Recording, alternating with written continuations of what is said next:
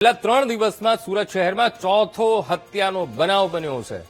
અસામાજિક તત્વો ફરી સુરતમાં માથું ઊંચકી રહ્યા છે અને લાલગેટ વિસ્તાર અલ્તામસ અંસારી નામના યુવકની હત્યા થઈ ગઈ છે। આ વિસ્તારમાં શેર અંસારી નામના શખ્સે તીક્ષ્ણ હથિયારના ઘા મારી યુવકને મોતને ઘાટ ઉતાર્યો।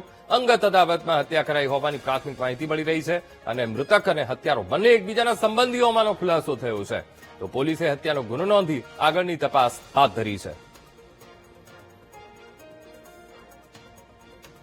તો આજ મુદ્દે સંવાદદાતા ધ્રુવ સોમપુરા ફોનલાઈન પર। ધ્રુવ, એક તરફ સુરત પોલીસ મોટા દાવા કરી રહી છે, ત્યારે અસામાજિક તત્વો બેફામ બન્યા છે। વધુ એક હત્યાનો બનાવ। ધ્રુવ, બિલકુલ, સુરતમાં ગુનાખોરીનું પ્રમાણ સતત વધતું જોવા મળી રહ્યું છે। હત્યાનો જે સિલસિલો છે તે યથાવત જોવા મળી રહ્યો છે। સુરતમાં હત્યારાઓ જે છે તે કિસ્સાઓ વધી રહ્યા છે હત્યાઓના। ફરી એક વખત છેલ્લા 3 દિવસમાં 4 હત્યાની આ ઘટના જે છે તે બનવા પામી છે, જેમાં ગત મોડી રાત્રે વધુ એક લાલગેટ પોલીસ મથક હદ વિસ્તારમાં હત્યાની ઘટના નોંધાઈ છે।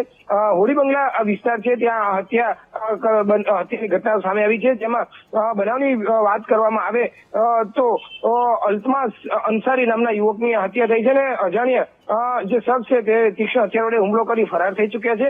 જોકે સમગ્ર હત્યા મામલે પોલીસ ત્યાં ઘટનાસ્થળે પહોંચીને તપાસ શરૂ તો કરી છે, પરંતુ જે પ્રાથમિક જે જાણવા મળ્યું છે તે મુજબ હત્યા કરનાર યુવકનું એક નામ જે સામે આવ્યું છે તેમાં શેર અંસારી છે અને મૃતક અને હત્યારા બંને એકબીજા સાથે સંબંધી પણ હોવાનું હાલ પ્રાથમિક વિગતો સામે આવ્યું છે અને તેમની અંગત અદાવતમાં આ હત્યા કરાઈ હોવાનું સામે આવ્યું છે। ત્યારે જોવાનું એ છે કે સુરતમાં એક પછી એક હત્યા થવા પામી રહી છે।